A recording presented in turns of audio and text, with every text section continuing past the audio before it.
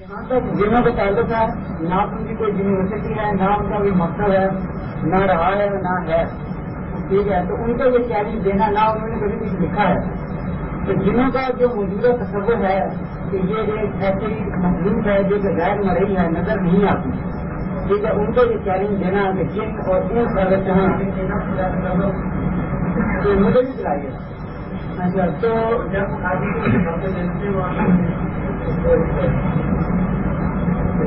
یہ جس شان سے سوال کر رہے ہیں اس کے لیے تو پانی کا جگ ان کے پاس ہی رکھ لیجیے. آپ رہیے یہاں پر.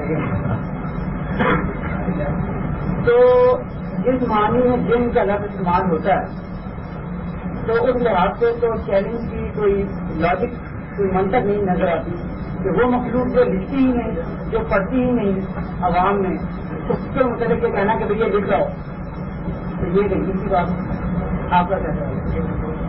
سوال آپ کا پورا ہو گیا.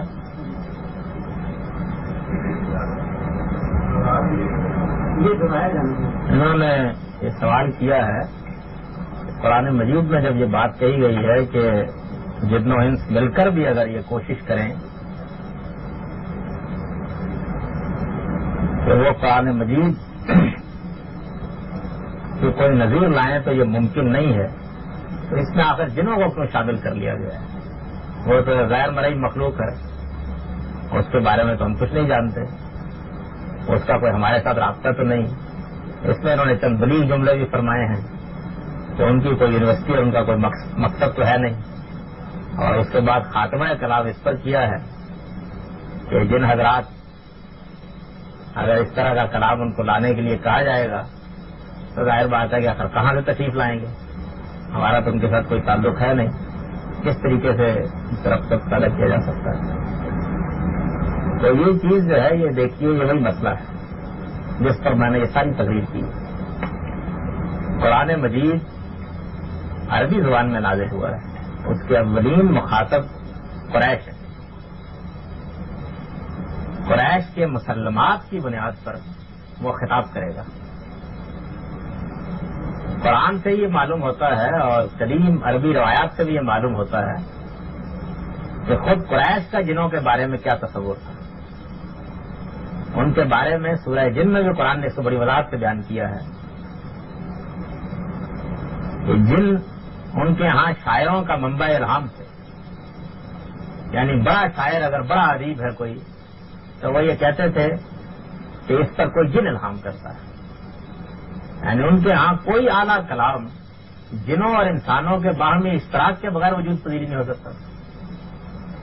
یہ بات مسلمات میں تھے ان کے وجود تو ہی ان کا خیال تھا کہ رب پیدا کرتے ہیں جن. قرآن مجید نے ان کے اس مسلمے کو سامنے رکھا اور ان سے کہا کہ اچھا یہ بات ہے تو یہ جن حضرات اس سے تو پہلے بہت تمہاری مدد کرتے رہے ہیں اب بھی اگر ان سب کو بلا لو یہ تمہارے ان شاعروں کے ساتھ مل کے ان ادیبوں کے ساتھ مل کے اس قرآن کا جواب لا سکتے تو لے آئے. یہ مخاطب کے مسلمے کو سامنے رکھ کے اس کو بہت تحدی کے انداز میں یہ بات کہی گئی. اس کو اس کے جگہ پر رکھیں گے تو اس کی شان نمایاں ہوگی. وہاں سے اٹھا لیں گے تو پھر یہ سوال پیدا ہو جائے گا جنہوں نے کیا. اس کو وہاں رکھ کے دیکھیے. یہ آپ نے جیسے کہ دیہاتی زبان کے متعلق کی بات کی تھی کہ جو دیہات کے لوگ ہیں وہ ان کی جو عربی ہے وہ بہتر ہوگی مطلب شہروں میں رہنے والا. یہ بات میرا مرکز نہیں ہے بات کا. بات یہ کرنا چاہتا ہوں کہ جیسے غلام احمد طویل صاحب تھے انہوں نے یہ کہا تھا کہ جو جن ہے یہ اس آبادی یہ کہتے ہیں کہ جو کہ دیہاتوں میں رہتی ہے اور عام طور پہ عام انسانوں کی نظروں سے پوشت ہوتی ہے. آج کل کے یہاں جو جس طرح کی ہمارے یہاں آبادی ہے وہ مکس قسم کی ہے. لیکن پرانے زمانے میں جب کہ حضور پاک کے زمانے میں کچھ شہری آبادی تھی اور کچھ اس سے بہت دور اس طرح کی آبادیاں تھیں جو کہ دنیا کی تھی جو دیہاتی آبادی تھی. تو یہ چیلنج جو ہے یہ ان انسانوں کو دیا گیا ہے جو شہری آبادی سے اور ان لوگوں کو دیا گیا ہے جو کہ اسلوب سے قاصر الکلام سے تھے اور یہ ان کو چیلنج دیا گیا کہ وہ یہ سوال یہ جس مدعا کے لیے کرنا چاہتے تھے وہ واضح ہوا ہے. یہ شخصیات ہونا چاہیے اور ان کا سوال میرا خیال ہے یہ بھی تقاضا کرتا ہے کہ دوہرا دیا جائے اس کو. لوگ اچھی طرح نہیں سن سکے ہیں. یہ کہتے ہیں کہ غلام احمد پرویز صاحب نے ہمارے یہاں ایک معروف اسکالر رہے ہیں جن کا مطلب یہ بیان کیا ہے کہ یہ اصل میں دیہات کے بدو ہیں۔ اس زمانے میں چونکہ لوگ مل کر اس طرح نہیں رہتے تھے، دیہاتی دیہات میں رہتے تھے، شہری شہر میں رہتے تھے، تو انس ان کو کہتے ہیں جو شہروں میں رہتے تھے اور جن ان کو کہتے ہیں کہ جو بدو تھے۔ اس پر کوئی بحث سے پہلے میں انہی سے چند باتیں پوچھتا ہوں۔ آپ جواب دیجیے، میرے سے سوال اٹھائیے، اس سے مدعا واضح ہو جائے گا اور میں کسی مشکل میں نہیں ڈالوں گا، آپ اس کا اطمینان رکھیں۔ فرض کیجیے کہ میں یہاں بیٹھا ہوا یہ کہوں کہ بھائی عجیب مسئلہ ہوا ہے، یہ فلاں صاحب جو ہیں ان کے گھر میں تو بتایا جاتا ہے کہ جن اینٹیں مارتے ہیں، یہ فرض کی میں جملہ بولوں تو اس کا کیا مطلب سمجھیں گے آپ؟ یہ غیر مریض مخلوق ہے ہمارے یعنی یہ اس جن سے مراد وہی لیں گے نا جو جن ہمارے ہاں معروف ہے لفظ، یہی مطلب لیں گے نا۔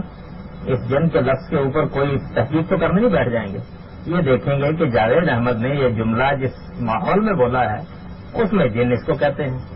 اب سوال یہ پیدا ہوتا ہے کہ یہ جن کا لفظ عربی زبان کے لیے اجنبی لفظ نہیں ہے، عربی زبان کی شاعری میں ان کے ادب میں یہ جن انہی جنوں کے لیے استعمال ہوتا تھا جن معنوں میں ساری دنیا جانتی ہے، جس میں اردو میں بھی ہوتا ہے، فارسی میں بھی ہوتا ہے۔ تو قرآن مجید معروف زبان میں اترا ہے، اللہ تعالیٰ کو یہ کیا مصیبت لاحق ہو گئی کہ اس نے ایک ایسا لفظ استعمال کر دیا اس کے معنی کو اور لے لیے کہ جس معنی میں اس کو کوئی عرب نہیں جانتا، کوئی عرب بھی نہیں جانتا۔ یہ تو ایسی بات ہے کہ آپ جملہ تو میرا سنیں، میں اس زمانے میں بول رہا ہوں، جملہ یہ بول رہا ہوں جو میں نے ابھی بولا، اور پھر اس کی تشریح آپ وہ کر دیں کہ جو میرے رحم گمان میں بھی کبھی نہ آئی۔ تو جن کا لفظ قرآن نے ایجاد نہیں کیا، جن کا لفظ عربی زبان کا معروف لفظ تھا، عربی شاعری میں عربی ادب میں یہ لفظ اتنا استعمال ہوتا ہے کہ میں اگر اس وقت حافظے ہی سے وہ اشعار پڑھنا شروع کروں جن میں جن کا لفظ آیا ہے اسی معنوں میں، تو واقعہ یہ ہے کہ 1 گھنٹے کی نشست میں لے جاؤں۔ اتنا معروف لفظ ہے، اتنے معروف لفظ کو قرآن مجید نے استعمال کر دیا۔ یہ میری کبھی سمجھ میں نہیں آ سکا کہ قرآن کے بارے میں کیا خیال ہے کہ وہ چیزستان ہے، وہ کوئی پہلی ہے، وہ ایک معروف لفظ استعمال کر رہا ہے۔ یہ آپ دلیل دیجئے کہ عرب قدیم عرب جن کا لفظ اس معنی میں استعمال نہیں کرتے یا کرتے، یہ دلیل دیجئے۔ ٹھیک، اچھا، پھر یہ بات قرآن مجید کے اپنے نظائر کے بالکل خلاف، اپنے شرائط کے بالکل خلاف ہے۔ قرآن مجید انسانوں کی تخلیق کا ذکر کرتا ہے تو یہ کہتا ہے کہ ہم نے ان کو بنایا ہے مٹی سے، جنوں کا ذکر کرتا ہے تو کہتا ہے کہ ہم کو بنایا لو کی لپٹ سے۔ دلچسپ بات یہ ہے کہ ہمارے محترمی غلام محمد پرویز صاحب مٹی کے ذکر کے اوپر یہ تو نہیں کہتے کہ انسان بڑا خاکسار واقع ہوا ہے، شہری واقع ہوا ہے، اس میں گرد بہت اڑتی ہے، مٹی اس پہ پڑ جاتی ہے۔ وہاں تو یہ بتاتے ہیں کہ یہ پورا ارتقاء کا فلسفہ ہے کہ انسان جو ہے وہ مٹی سے کیچڑ سے پیدا ہوا ہے۔ اوپر والی آیت میں تو انسان کی تخلیق بیان ہو رہی ہے، اس کا مادہ بیان ہو رہا ہے، اور دوسری آیت کے اندر لو کی لپٹ کا مطلب آپ یہ کر دیتے کہ بڑے آپسی مزاج ہوتے ہیں جن، وہ دیہاتی لوگ، تو اس لیے ان کو یہ کہہ دیا گیا ہے۔ تو اس تضاد فکر کو کہاں تک نبھائیں گے؟ اس لیے عربی زبان میں جن کے اس معنی کی کوئی گنجائش نہیں ہے جو محترم غلام احمد پرویز صاحب نے کی ہے۔